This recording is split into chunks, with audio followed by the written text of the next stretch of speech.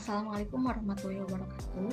Saya Nurul Handayani dari kelas Manajemen Regulasi dengan NIM 34021902119 akan melaksanakan salah satu tugas dari mata kuliah Sistem Informasi Manajemen dengan materi standar operasional prosedur atau bisa disebut juga dengan SOP. Definisi standar operasional prosedur menurut Mukijat tahun 2008 adalah urutan langkah-langkah atau pelaksanaan pekerjaan di mana pekerjaan tersebut dilakukan, bagaimana melakukannya, bila mana melakukannya, di mana melakukannya, dan siapa yang melakukannya. Menurut Cipto Atmoko tahun 2011, standar operasional prosedur merupakan suatu pedoman atau acuan untuk melaksanakan tugas pekerjaan sesuai dengan fungsi dan alat penilaian kinerja instansi pemerintah maupun non-pemerintah, usaha maupun non-usaha, berdasarkan indikator-indikator teknis, administratif, dan prosedural sesuai tata kerja, prosedur kerja, dan sistem kerja pada unit kerja yang bersangkutan. Menurut Insani tahun 2010, standar operasional prosedur adalah dokumen yang berisi serangkaian instruksi tertulis yang dibakukan mengenai berbagai proses penyelenggaraan administrasi perkantoran yang berisi cara melakukan pekerjaan, waktu pekerjaan, tempat penyelenggaraan, dan aktor yang berperan dalam penyelenggaraan. SOP ini memiliki beberapa banyak manfaat bagi organisasi. Pertama, sebagai standarisasi langkah yang digunakan pegawai untuk menyelesaikan pekerjaan khusus, mengurangi kesalahan dan terjadinya kelalaian. Kedua, SOP membantu staf menjadi mandiri dan tidak bergantung pada intervensi manajemen, sehingga dapat meminimalisir keterlibatan pimpinan dalam pelaksanaan proses sehari-hari. Tiga, meningkatkan akuntabilitas dengan mendokumentasikan tanggung jawab tertentu ketika melaksanakan tugas. Keempat, menciptakan ukuran standar kinerja yang akan memberikan pegawai.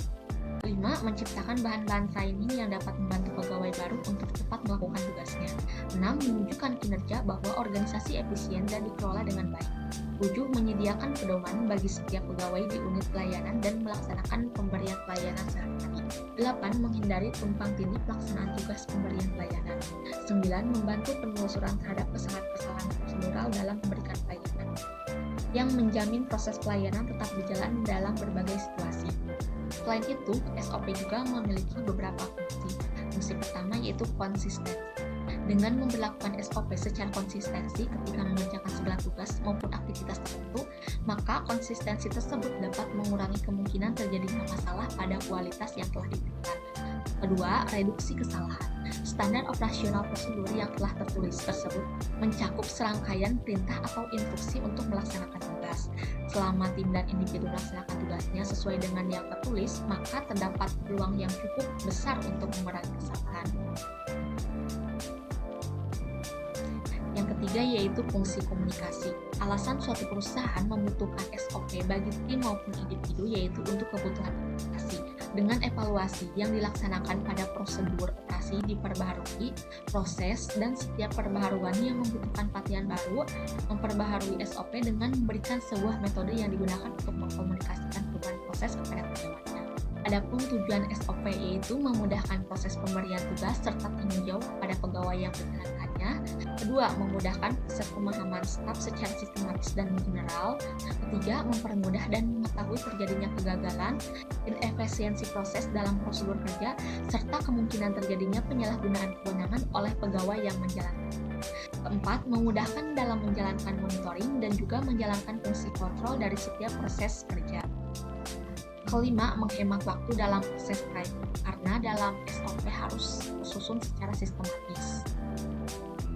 Berikut 5 contoh SOP yang telah saya buat dari PT Inti Karya Bersama atau IKB. Yang pertama, SOP administrasi penggajian PT IKB. Yang kedua, SOP kerja lembur PT IKB. Yang ketiga, SOP pemakaian komputer PT IKB. Yang keempat, SOP cuti karyawan PT IKB. Dan yang kelima, SOP masuk ruang server PT IKB. Dari kelima SOP tersebut, saya akan ambil satu SOP yaitu prosedur kerja lembur dari PT Karya Bersama atau IKB. Berikut standar operasional prosedur kerja lembur PT Karya Bersama atau IKB pada tanggal 19 Maret 2022. Ada 5 jenis kegiatan dengan 3 pihak terkait, yaitu HRD, karyawan, dan supervisor atau pengawas. Pertama, karyawan melaksanakan pekerjaan lembur atas perintah HRD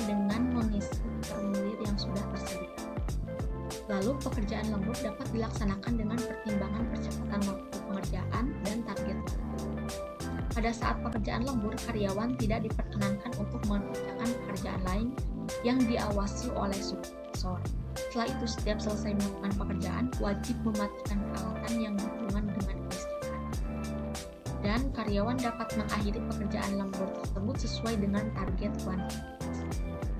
Sekian tugas standar operasional prosedur yang telah saya buat. Mohon maaf bila terdapat banyak kesalahan. Terima kasih. Wassalamualaikum warahmatullahi wabarakatuh.